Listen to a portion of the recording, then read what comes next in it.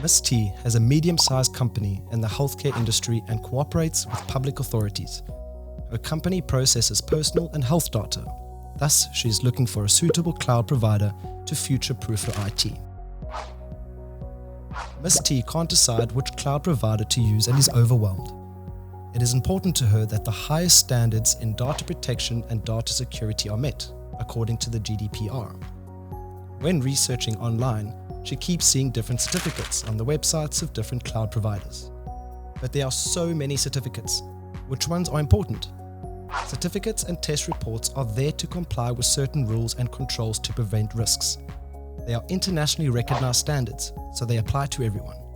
They refer to information security, such as data center security, compliance with data protection guidelines, corporate structures and processes, and sustainability aspects. There is the ISO/IEC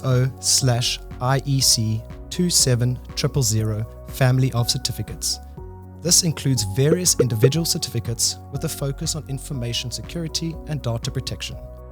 Particularly important for cloud providers are ISO 27017 and 8. The ISO 27017 refers to the relationship between customers and cloud providers. ISO 27018 refers to the protection of personal data in the cloud. There are also the so-called SOC reports, or SOC.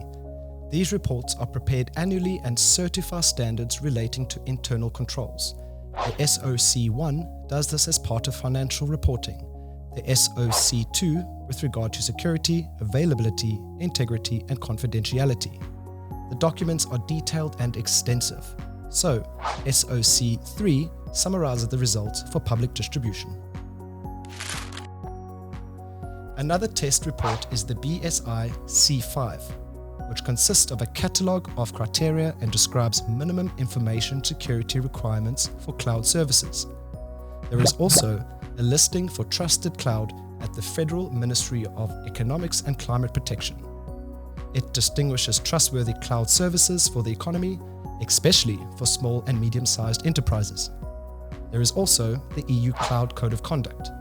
This certificate was developed to create an environment for trust and transparency in the European cloud computing market and to simplify the risk assessment process of cloud service providers for cloud customers. Ms. T has also heard of Schrems 2 and wants to ensure that data does not leave the EU. At best, GER. According to the GDPR, transferring personal data to countries that do not have a sufficient level of data protection can result in heavy fines. However, there is no certificate for this. Therefore, caution must be exercised with non-European providers.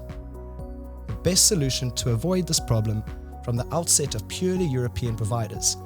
They are not affected by this and not by future regulations regarding data transfer outside the EU. With a little more knowledge, Ms. T now continues her online research and comes across the Open Telekom Cloud. It offers all common certificates and test reports, and in addition, industry-specific agreements. Therefore, it facilitates the secure processing data of professional secrecy holders, such as doctors, lawyers, and social service providers like health insurance.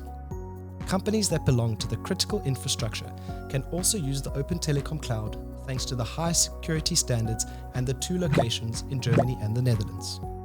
In addition, OpenStack reduces vendor dependency, which is why it is possible to switch more quickly to other clouds based on OpenStack. Ms. T is convinced and contacts the friendly support team. They support her in migrating and setting up the new cloud environment. This paves the way for an innovative future.